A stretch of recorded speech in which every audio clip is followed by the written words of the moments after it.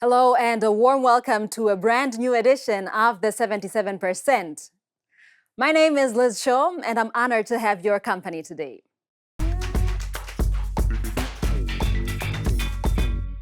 Coming up on this week's show, we're talking about electricity or the lack of it. We ask South Africans why so many communities still have no access to power. We check out a gaming arcade in Ivory Coast and meet the founder of this digital playground. And we find out why Rwandan women are taking classes to learn about sexual pleasure. But first, do you know this sound? That's right, most of you are familiar with the sound of generators. These machines are real lifesavers every time there's a power cut. But they are also proof that electricity supply in most African countries is unreliable. We traveled to Nigeria to see how customers who are unhappy with their power company are seeking help. The hum of generators. It's part of daily life in Nigeria. About 47% of the country's 200 million people have no access to grid electricity. Those who have access face regular power cuts, rationing of electricity and sudden disconnection if they're unable to pay their bills. For Lagosians like Adedeji, it means that even simple things like visiting one's barber come at a high cost. Before now, cutting my hair in a week is about $1. But now cutting the hair is about $2.50. And the reason is because there's no light, so you have to use alternative energy and get fossil fuel. And then I have to add that to my cost. Samsidin Badamosi has been Adedeji's barber for 10 years. He says the electricity challenges mean he has no savings. Adewomi, who is a former banker, volunteers with NEPA Wahala, an electricity consumer rights NGO. NEPA Wahala is the traumatic experience, the troubles that average Nigerians face daily to get access to power.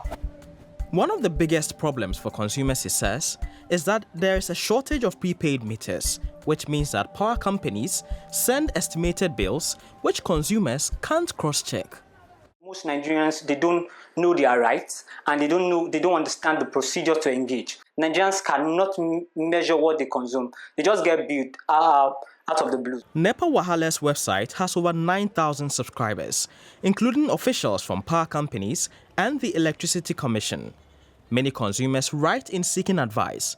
Where he can, Adedeji speaks to them directly and listens to their complaints. There's this period when they come to disconnect lights. And you know when you're coming home and you feel like, oh my God, I don't know what to expect. They might request I paid 30,000 naira today for power I did not enjoy. Adedeji believes that a reliable power supply is something everyone should have access to, because sometimes it's more than the cost of a haircut, but a matter of life or death. It's a very personal story to me. A friend of mine that lost his baby because there was no light and they could not perform the necessary operation. So those things just speak to wireless is a very basic human right. And like Adedeji, it's something that millions of Nigerians hope they will one day be able to have. I think it's really sad that we Africans are so used to power cuts that we accept them as normal. And we asked you, our viewers, how this is affecting you in your daily life. Let me read some comments here. Hills Darley says, you remind Ghanaians of our plight from 2015 till 2018. We had frequent power cuts, which we named Dum So, literally flip on, flip off. Derashi says, we have no light in Cameroon. It has become a normal thing. Well, we wanted to know more about the causes of this problem. And so we sent our very own Christine Mundwa to South Africa. And here she is with a street debate from Soweto, Johannesburg.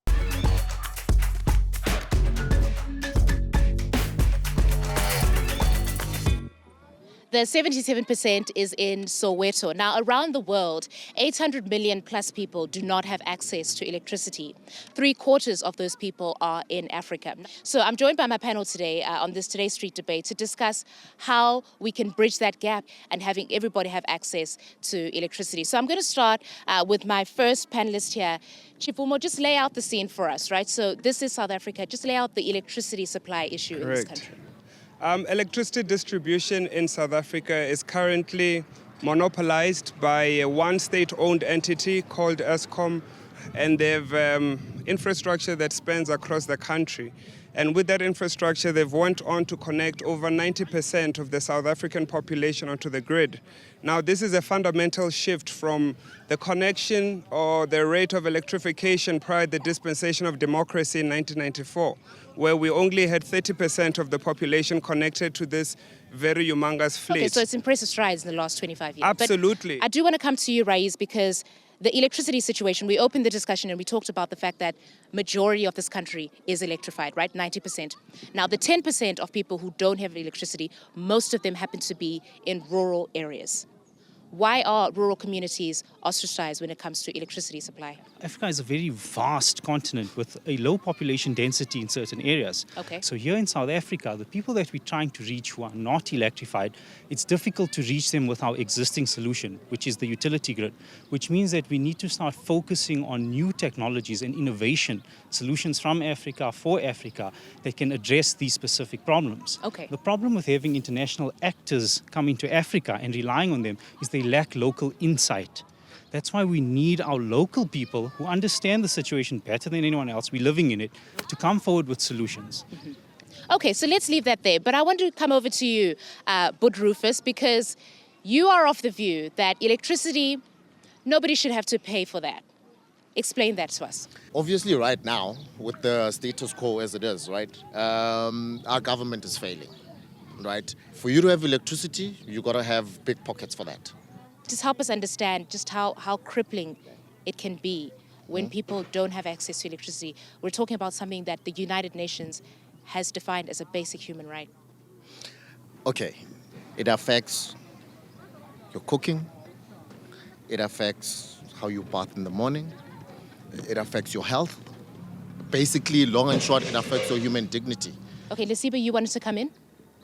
So I wanted to touch on the health aspect that Rufus spoke about, because there are some places whereby without electricity the sanitation doesn't work.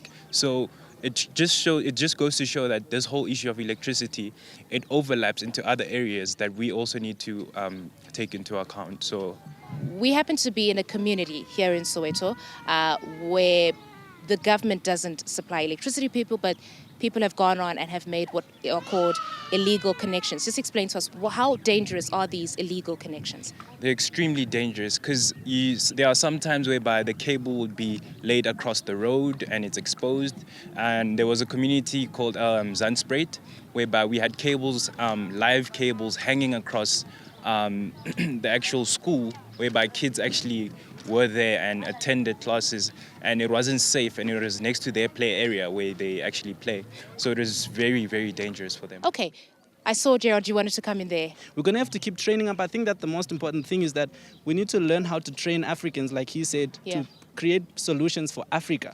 So I think that the best way to really speed it up is to encourage a culture where we support our youth, we train them up, we develop them up, we encourage them to be very creative. Yeah. And most importantly, stay in Africa and help Africa. Okay. Because I think the biggest problem is we've got all our talent fleeing away. Yeah. All right, okay, I'll come over and then I'm coming back. Raiz. Yeah, I just wanted to quickly make a point about leapfrogging. We've already seen Africa leapfrog in terms of technological infrastructure. There weren't many fixed telephone lines in Africa, but we saw Africa really come through and take up mobile telephones, and mobile cell phones have been a key way for Africans to stay connected. So that is possible, and the financial cost doesn't have to fall on individuals, but that if we were to allow communities to collectively own their energy generation sources, we can effectively transition away from fossil fuels. But Rufus, so you're passionate about this. You're an activist of sort for your community. Are you convinced about what you're hearing? And is this something that you would, for example, take into your community and convince people about? Look, there's one thing that keeps ringing in my head. Affordability, affordability, affordability. That is my biggest concern, right?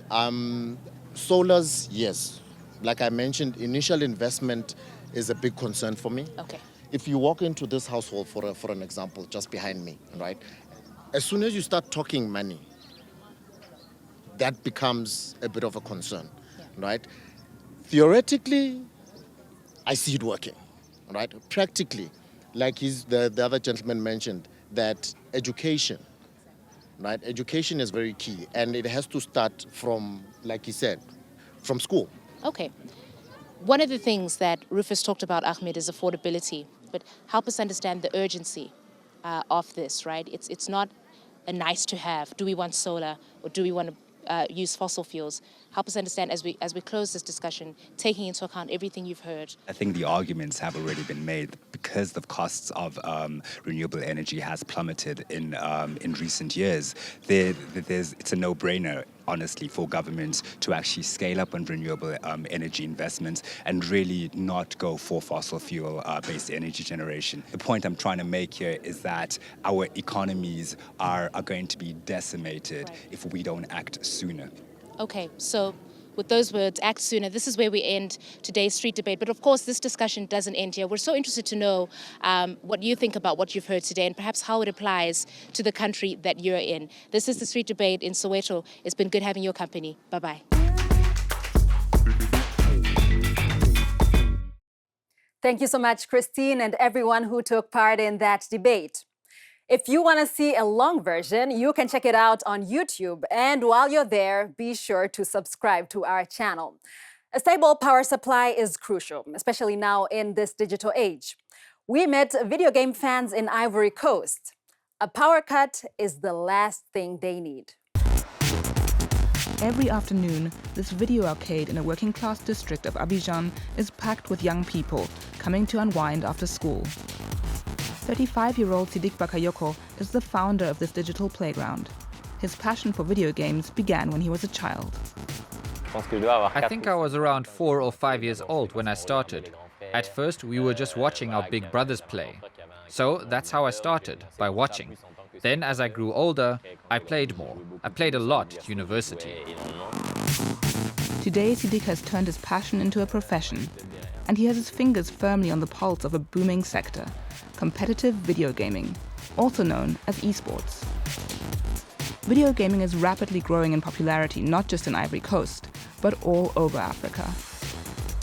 In less than 10 years, it went from being purely a hobby to being at the center of international competitions, with big prizes up for grabs. Competitive video gaming is starting to become a thing here. The mindset has to change because video gaming is now an international industry. The important thing about esport is that it has the capacity to attract huge audiences who come and watch. A bit like other sports. Today, some games can attract millions of people who connect online just to be able to watch others play. The average salary of pro gamers around the world can range from $1,000 to $5,000 per month. The best of the best make even more.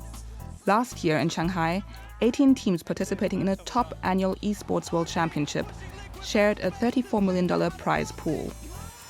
In an industry that is gradually providing more jobs, African players are dreaming big. I want to take it to the next level. I don't just play to have fun, I play to be the best. And to be the best, you must play again and again. Here he can test his skills and compete with other gamers around the world.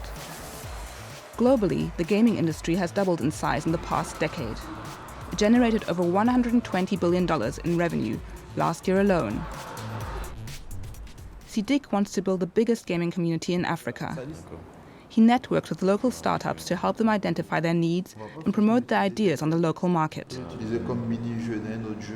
On commence à avoir un certain nombre de studios qui commencent à se mettre sur la thématique du jeu. We're starting to see a number of local studios working in the gaming sector. The main goal for them is to create content that reflects the continent. Platform games like Broforce and Semblance, which were made in South Africa, or the action role-playing game Orion from Cameroon, were huge successes. For now, the market is still small, but thanks to game enthusiasts like Sidik, this could soon change. His message is clear: Africa has entered the game. So, how's it going in your relationship right now? Our sex and relationship expert, Kaz, thinks the COVID-19 pandemic has put a lot of stress on relationships. Couples are fighting, there's no more sex because one partner is depressed or has lost their job. Luckily, Kaz has some advice. I came as quick as I could. Traffic is crazy. What is it? What's going on? What's happening? Talk to me. I honestly can't take it anymore. Josh is driving me crazy. Okay, details. What's happening? Well, you know we've been together for like almost a year now. And everything was going great. But once the lockdown started, things just started to change with him. Especially after he lost his job. Sounds like he's grieving? I don't know. I can't imagine what he's going through is easy. But I see what you're saying. I've tried. I've tried to make him comfortable about the situation. I'm still able to cover the bills, but I just don't get it. He's become so distant. He sits in front of the TV all day. We haven't had sex in months. I just don't know what to do. Have you tried having an open conversation with him?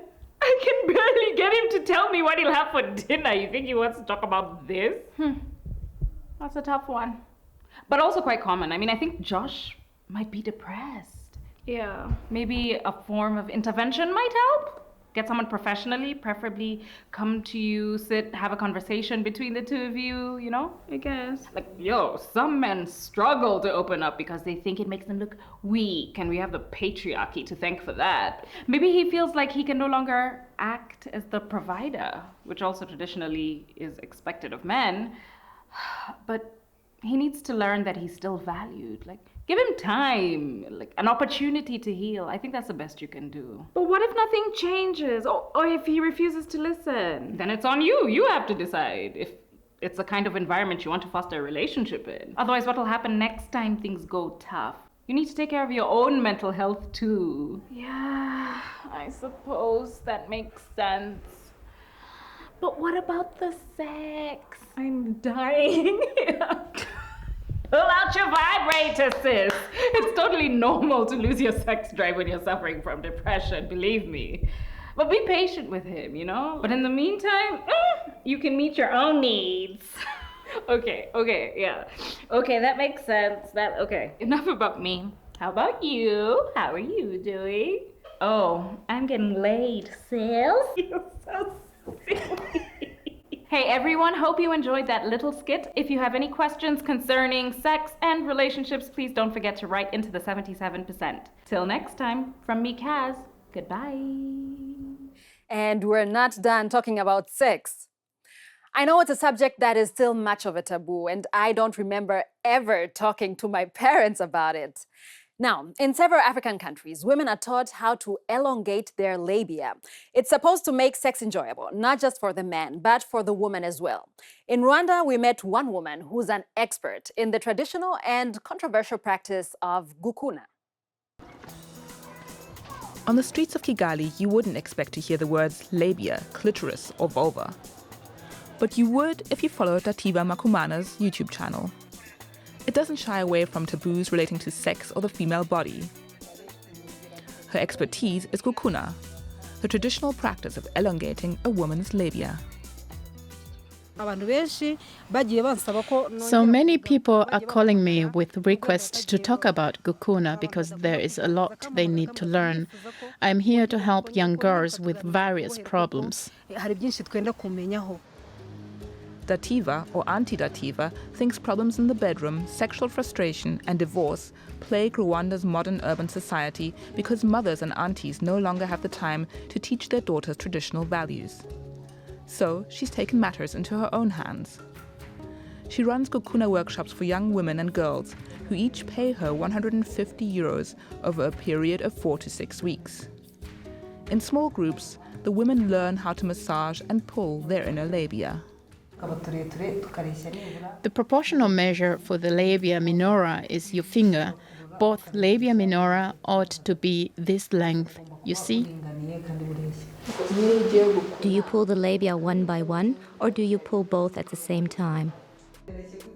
For these women, Gukuna is about male and female pleasure, and most importantly, about female ejaculation, or kunyaza, which involves stimulating the clitoris, something men are traditionally taught to do. A man must know how to move his penis upwards, like this, on this clitoris, so that the water starts flowing, making the vagina wet.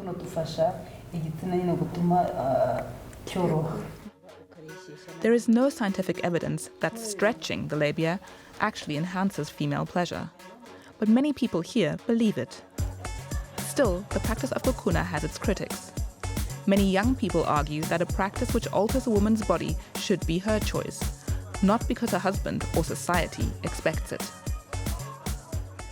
I think it's a good thing, but again, it should be a choice. If my wife or if my girlfriend wants to do it, if it doesn't have any bad influence on her health, I support it. But personally, I don't mind whether it is or without. Many of Dativa's students come here to prepare for an upcoming marriage. Some admit it was their husband's wish. But whatever the young women's motivation is, Dativa has no trouble filling her classes, and her students appear eager to learn. I've always wanted to visit Mombasa in Kenya, and it's a shame that I've never done that, given that I grew up in neighboring Tanzania. Well, for those of you like me who've never been to Mombasa, here's a tour of the city by someone who knows Mombasa very well.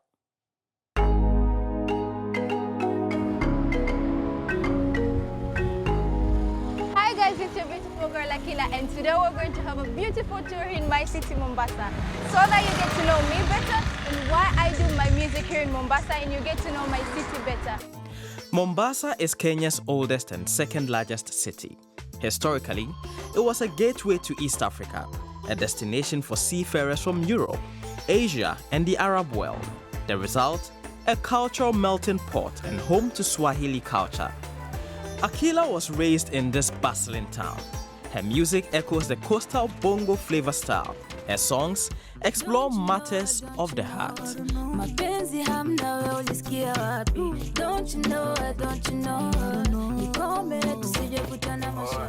I realized that I could sing at the age of 4. So my family were like, oh, so you can sing, so let us like hold your hand so you can go further with it. And yeah, from there, so I just continued with it, school and music. When Akeelah is not working on her music, she loves to explore her hometown.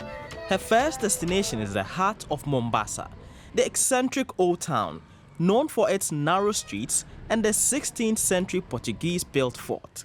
Right now, I'm here at the Old Town, one of the most visited places here in Mombasa because of the Fort Jesus, which was built in the year 1593 by the Portuguese as their military base. Whoever had control of the fort, whether it was the Portuguese, British, or the Arabs, ruled Mombasa. Today, it's a UNESCO World Heritage Site. But Mombasa is famous for more than just its monuments. In this town, the air is always heavy with the scent of spices. And as a true Mombasa local, Akeelah knows where to get the best ingredients. From cloves to cumin and cinnamon, you can find everything here. The spices that you see here are mainly brought by the Arabs and the Europeans and the Indians, and we have adapted to their cultural cuisines because it makes our food taste really good and have that beautiful flavor in it. The best places to relax in Mombasa are its beaches. Here, you can bury your feet in the sand and watch the waves go by. Or, if you're feeling adventurous like Akeelah, you can try something new.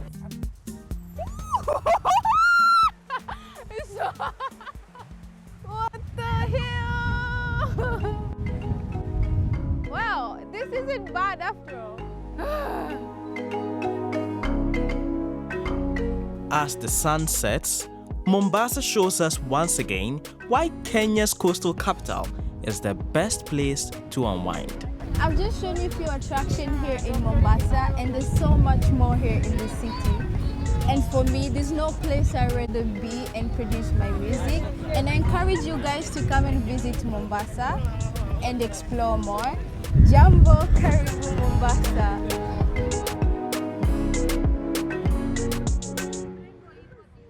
All right, I need no more convincing. Mombasa is on my holiday list for 2021. Well, that's all we have for today. As always, you can send me an email to 77@dw.com or you can get in touch on social media. I'll leave you with the song Turn Me On by Akeelah. Take care and goodbye.